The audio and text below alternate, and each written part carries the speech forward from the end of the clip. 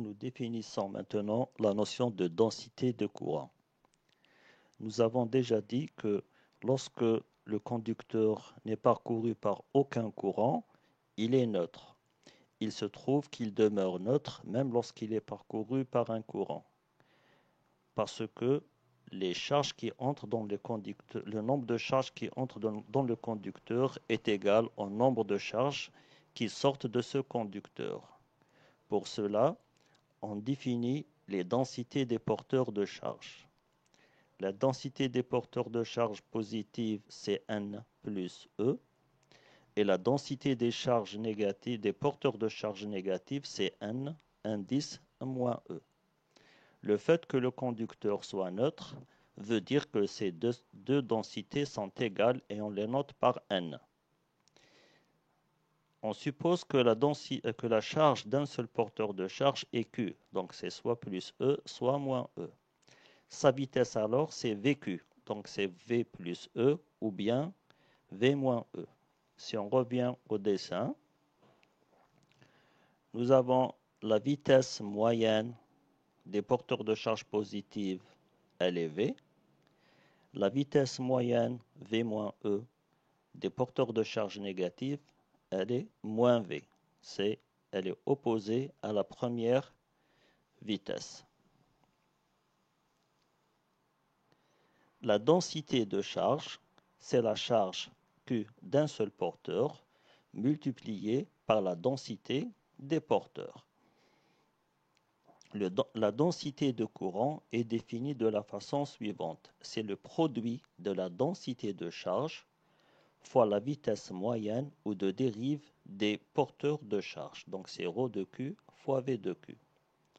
Cette définition, elle est indépendante du type de porteur de charge. C'est-à-dire que si on travaille avec des porteurs de charge positifs, nous allons trouver une densité J. Si on travaille avec des porteurs de charge négatives, on va trouver la même densité J. Vérifions cela. Donc, en premier lieu, on travaille avec les porteurs de charge positives. Donc, ρ de Q, c'est ρ de plus E, que je note ρ E. La vitesse, c'est VE.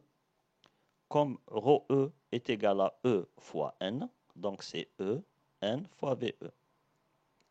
Pour les porteurs de charge négative, nous avons ρ de moins E fois V de moins E. Ρ de moins E, c'est la charge moins E fois N, fois V de moins E. Mais on a vu tout à l'heure que V de moins E est égal moins V de E. En remplaçant, on retrouve l'expression E, N, V de E. Donc nous avons la densité de courant, elle est dans le même sens que la vitesse des porteurs de charge positive. Elle est aussi dans le même sens que celui du champ électrique à l'intérieur du conducteur. Et elle va des potentiels le plus grands vers les potentiels le plus petits. Les plus petits, pardon. Donc ça donne le sens du courant. Elle donne aussi l'intensité du courant. Si on prend une section du conducteur, je reprends le dessin, excusez-moi. Donc voici une section du conducteur. Vous avez la densité de courant qui traverse cette section et vous avez les vecteurs ds qui sont perpendiculaires à cette section. Donc l'intensité de courant, par définition, c'est l'intégrale sur toute la section S du vecteur densité J, produit scalaire avec ds. Quand J est constant sur toute la surface et quand il est parallèle à ds, cette intégrale se simplifie et on aura I qui est égal à J fois S ou bien J qui est égal à I sur S. Et ceci donne l'unité de J, c'est l'ampère par mètre carré. Cette notion de densité de courant ne sera pas beaucoup utilisée, sauf dans le calcul de la résistance, mais il est intéressant de la connaître. nous passons maintenant à quelque chose de plus connu et de plus utilisé, c'est la loi d'Ohm. La loi d'Ohm, elle vous donne la différence de potentiel V1-VB en fonction du courant. V1-VB est égal à R fois I. C'est une relation de proportionnalité entre la cause, la DDP, et l'effet, le courant.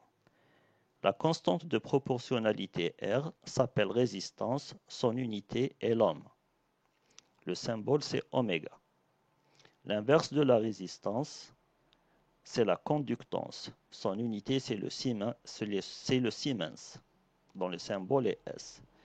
Parmi les conducteurs, on distingue les conducteurs ohmiques, pour lesquels la résistance est constante et ne dépend pas de I. Donc si on trace la courbe caractéristique du conducteur, c'est-à-dire la courbe donnant le potentiel en fonction du courant, on trouve que la courbe caractéristique est une droite qui passe par l'origine. La résistance est la pente de cette droite, c'est la tangente de l'angle alpha et elle est constante.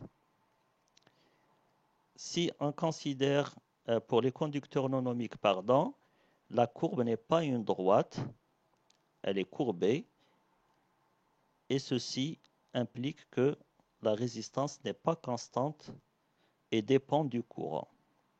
Pour un courant donné et un potentiel donné, c'est la pente de la corde qui passe par ce point et par l'origine. Donc R c'est tangente alpha prime et elle varie avec le courant.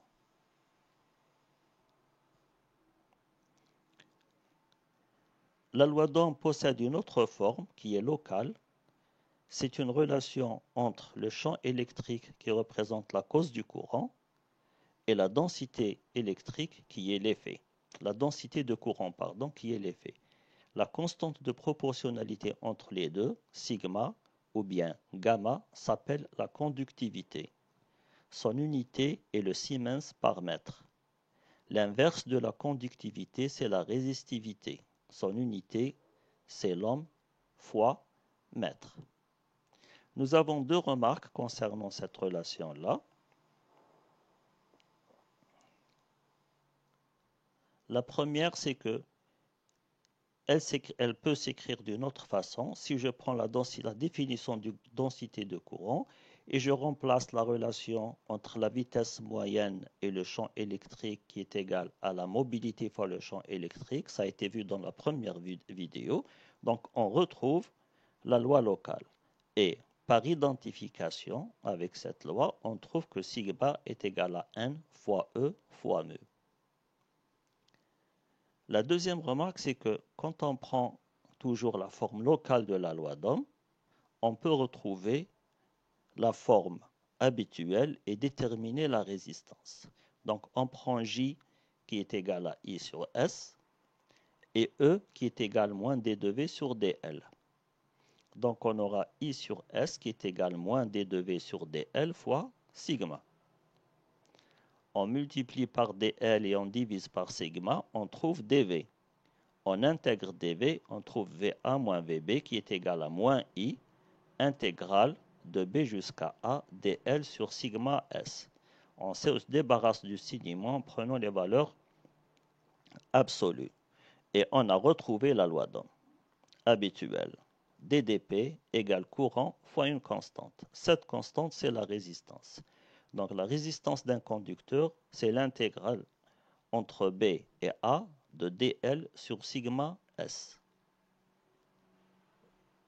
J'ai délibérément omis de dire au début, pour ne pas compliquer, que le courant doit être perpendiculaire à la surface, la densité de courant, doit être perpendiculaire à la surface, et elle doit être parallèle au vecteur dl.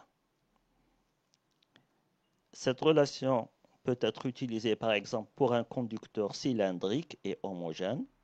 Le fait qu'il soit cylindrique, ça veut dire que S est constant. Le fait qu'il soit homogène, ça veut dire que sigma est constant. Donc, on aura uniquement l'intégrale de dl. Et l'intégrale de dl nous donne la longueur du conducteur entre A et B. Par conséquent, on trouve que R est égal à 1 sur sigma, qui est la résistivité, fois L sur S. C'est une relation connue et à partir de laquelle on détermine l'unité ou la dimension de la résistivité. R, elle est en ohm, L en mètres et S en mètres carrés. Donc, ρ, c'est ohm fois mètre carré divisé par mètre, ce qui donne ohm fois mètre. Et de là, on déduit l'unité de sigma, c'est l'inverse de celle de ρ, donc c'est ohm moins 1, mètre moins 1. Mais ohm moins 1, c'est le Siemens.